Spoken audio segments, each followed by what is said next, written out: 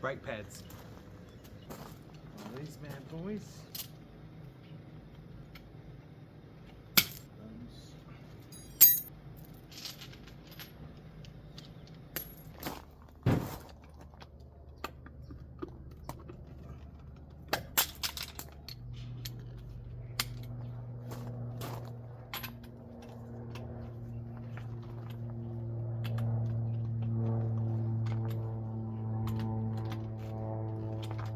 Right, we're jacked up, but I just want to show you something. Always put some kind of protection underneath.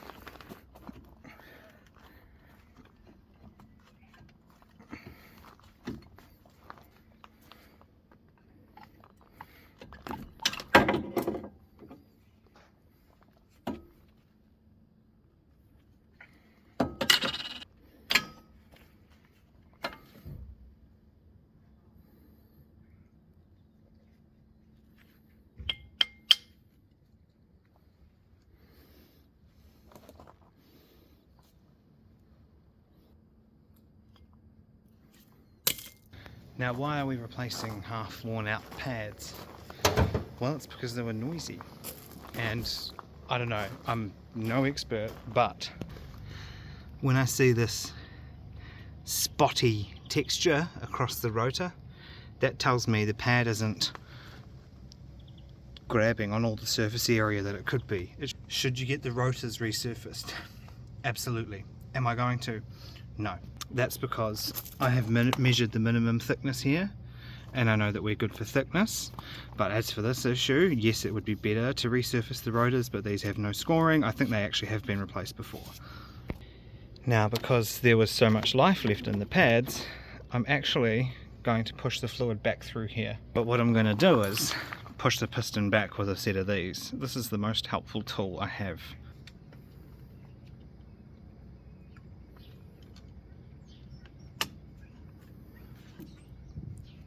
Give it a squeeze, nice and slow.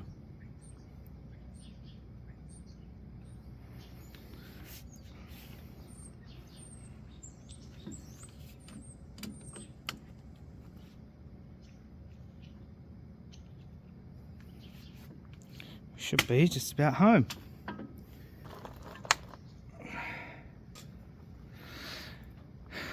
Some people don't. You don't have to, but I always re-grease the slides.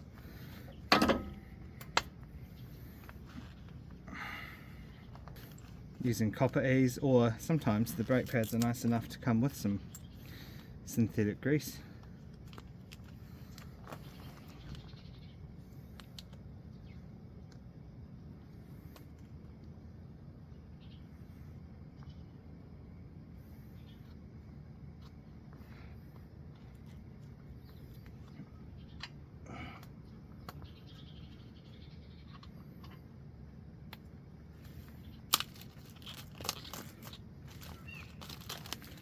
I'm using True Stop brake pads now, or Tech Stop.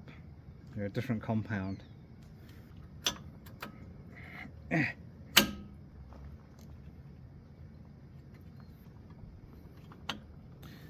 Then very simply slide our piston and carrier back on.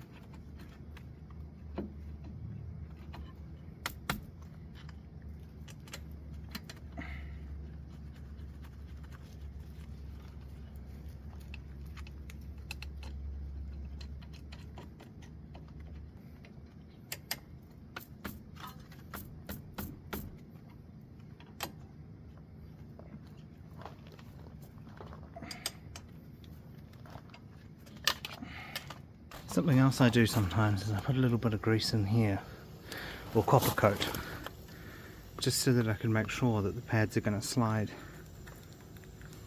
See how this pad slots in quite nicely, like that, and it's kind of movable.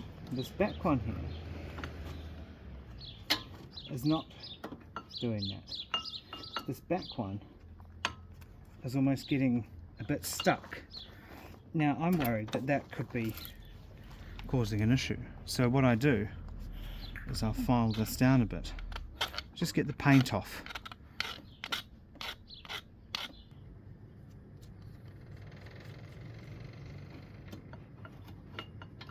There we are, look at that. See the difference? Slots in, can slot out, like the front one. Now, if these pads were lower, I would be loosening that there with a 10mm spanner. And as I compress the piston down, loosening that to let the fluid out, and then tightening it back up, and then at the end of the job, topping this up. But in this case, I've got just the perfect amount in there already. I haven't made a video on that yet, but if you want one of me bleeding brakes, I'm happy to make one. But as I say, I'm no expert, I'm just a tinkerer. There we go.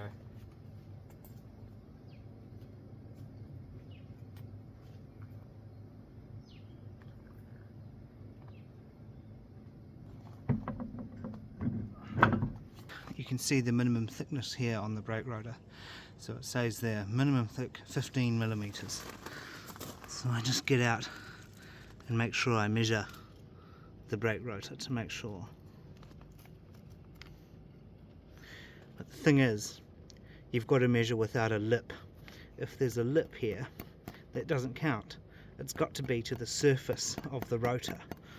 So that whole surface has to be minimum 15. I've got about 20mm here, so I'm pretty happy.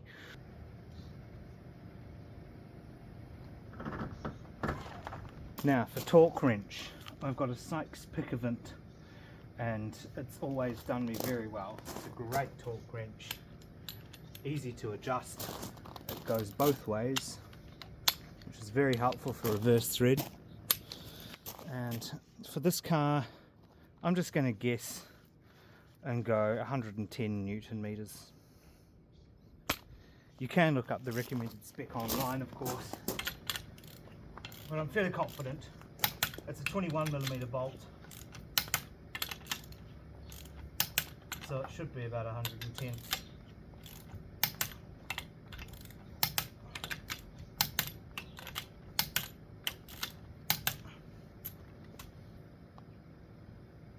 Nope.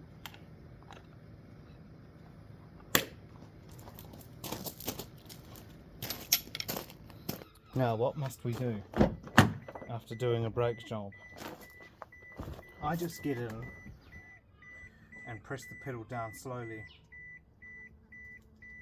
Once. And twice. To the floor. Then I start the car.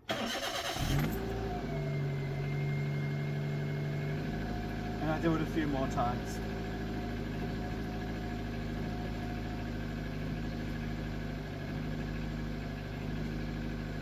Now, we must go for a road test to bed them in. Good girl. Right, now I'll be lucky to film this process without my phone falling over. But what I'm going to do is go out onto the road, get up to 50 kilometers an hour, and then slowly but surely stop.